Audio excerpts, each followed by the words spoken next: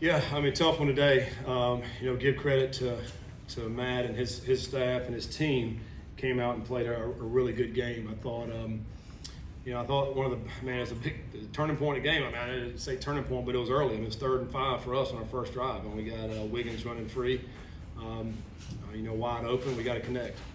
That's the bottom line. And I'm saying, that was the first drive, but that had a huge significance in this game because now you're up 7-0, and then, you can kind of dictate more of the game with that. And then we come back and we throw the pick, and now we put our defense in a bind on a short field. Our defense did a great job of holding them to a field goal at that point, and you just can't have that offensively. And I think, we battled back in there. We got the touchdown, Shimon, which was good. So now, now you're right back in it. But then, defensively, we gave up 4th down.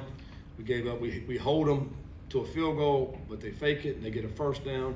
We hold them on 3rd down in the red zone, but we hit the quarterback. We get another 1st. I mean, so just shooting ourselves in the foot. And as you're playing a good quality team, it's going to be hard to overcome that. And you can't allow those things to happen on those type plays. You call them hidden yardage type plays, where you're not even really lining up to play ball. You're doing some different things with that. So, all those things combined, just didn't give us a chance in the second half. And I thought their coverage there in the 4th quarter, we never got free. Our guys couldn't get open, and struggled to get 1st downs at that point. And so really couldn't get back in the game. But credit to Iowa State and their team. I think they've gotten a lot better and they've grown over the season. Tough team to go beat. We're making mistakes like we did today.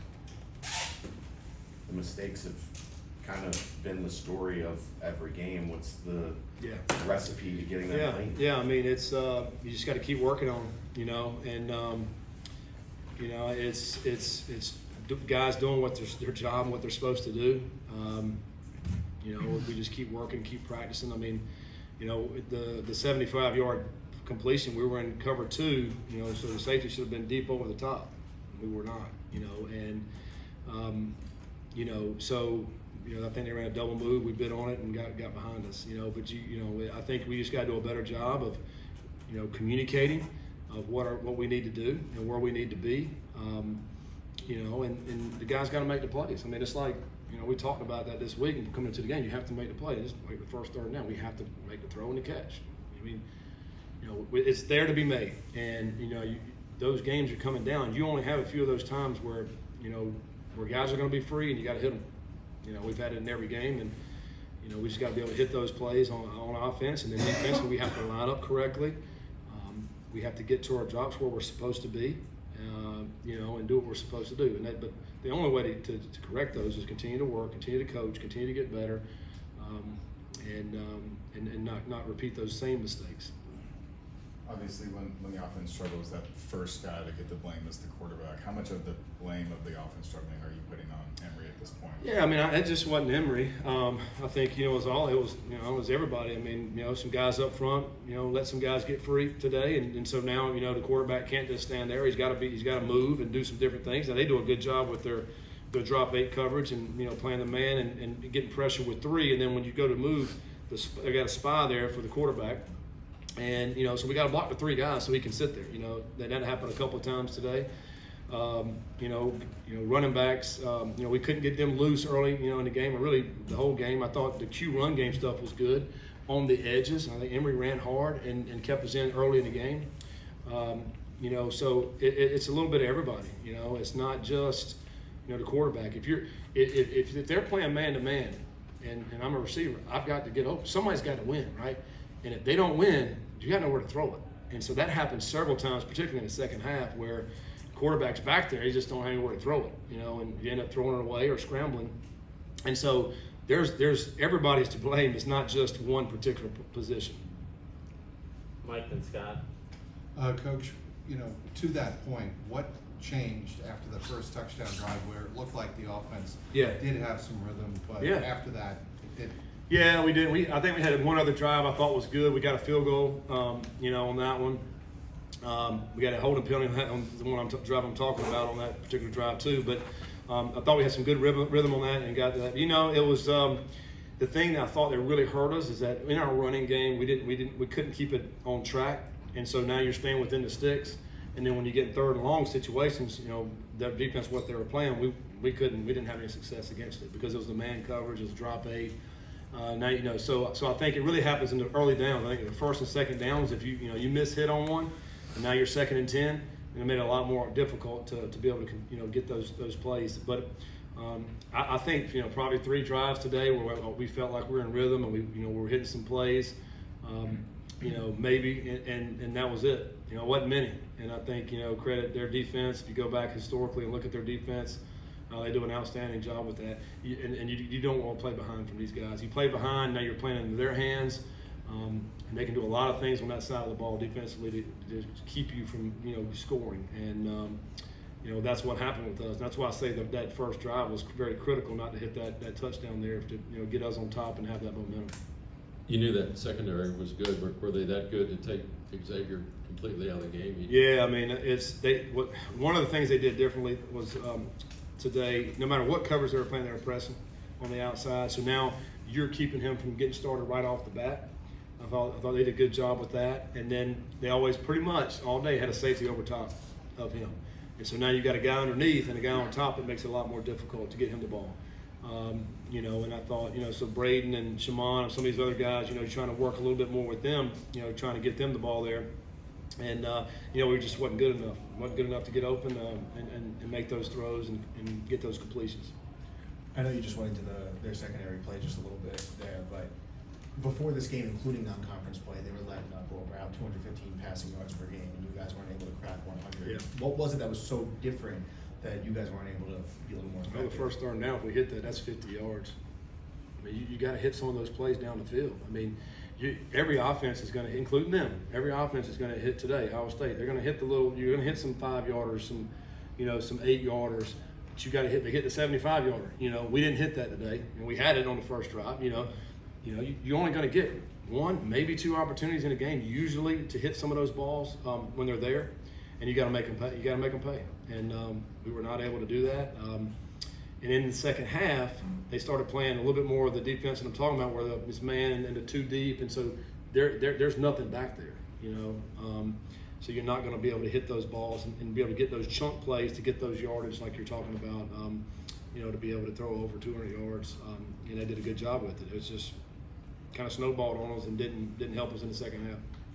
About 20 minutes ago, Sammy Anderson tweeted out publicly saying, "Man, free me. This medical staff have a lot to do with it." Following up, he said, "Crazy thing is, I'm not even hurt. Haven't been hurt since week 1. What's going on with him right now?"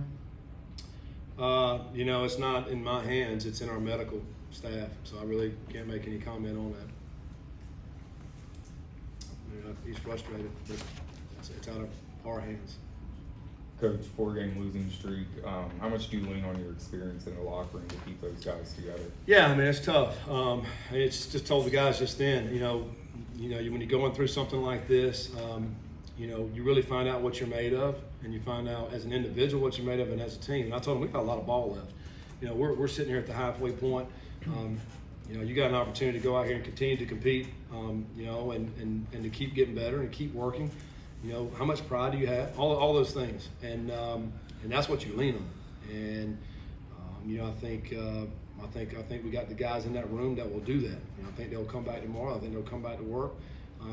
It's real easy to get down. Really to get down on yourself. We can't look at anything outside. We can't look at our record. We have to look at, all right, how can we get better today? And having been through some of this over my career, that's all you can do. And then when you come out on the other side and you start clicking off some wins, you have a better appreciation for the wins and appreciation of how you got there. You just can't show up against these teams we're playing, in the Big 12. They got some outstanding teams, outstanding coaches. In this day and age in college football, we're seeing that now. I mean, last night was it 29-0 at halftime. In the Colorado game, they didn't win. You have to continue to play every single play, the whole game until it's over. And that's the way practice has to be too. And so we got to continue to work. We got to continue to get better and find ways to do that. And it takes everybody. It's not just one coach here or there. It's not just one player. It's collectively everybody in the building. That's where we're at.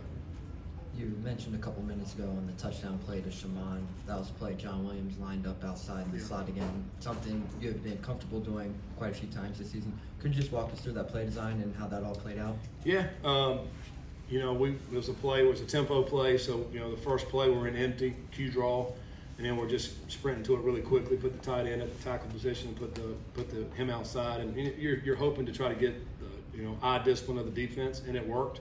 You know, they went out and covered the 3 people out there, even though he's ineligible. And then Shaman's at the left tackle position and just released vertically, and good throw and catch and good design play. And you know, that was a big drive for us to go get that one.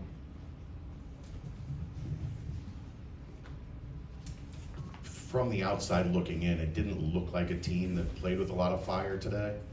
Is that something you saw or indicated, or is it that just? I didn't think that looking at it, but I mean, we'll go back and watch the film and see. I thought, you know, I think we just too many mistakes. I mean, you know, I think maybe if anything, you know, after you keep making a few, then you start hanging your head a little bit, you know, which we don't want to do. We want to keep playing the next play and keep playing. And you know, the only time I maybe sensed it a little bit there at the end in the last 5 minutes, you know, but you know, I think. The mistakes just continued to compile on us, and you know, ended up the way it was there in the fourth quarter. 3rd and goal from the 14, the tight end gets free. Was that communication, or Yep. what happened there? Just covering the wrong guy. You know, we were covering the 3rd receiver that was over here, and should have been covering him. So that's what that was. Ryan, final question. It seems like you guys have gotten good pressure up front, but you're maybe missing a speed guy. Is that something that you're noticing as well in terms of actually getting to the quarterback? Yeah, I would agree with that. Yeah, you know, we're getting good push, you know, and getting back there, but it takes, you know, you got to have a little bit more of the speed to be able to get to the quarterback, because you may be there, but you're going to be there a little bit late. You know, the ball's going to be gone. And it maybe take one more step, you know. And if you got a few more of those guys that have the jets right there to be able to get to it, then you're going to get more. You're going to get more pressure and more sacks. But I think our D line's doing a good job of getting pressure and getting a good push. And you know, and I think, you know, more help at the linebackers. You know, if we are bringing some of those guys, would probably help us get a little bit more push to the quarterback. You know, and using some of that more speed with the linebacker unit to be able to do that. Thank you. All right. Thanks.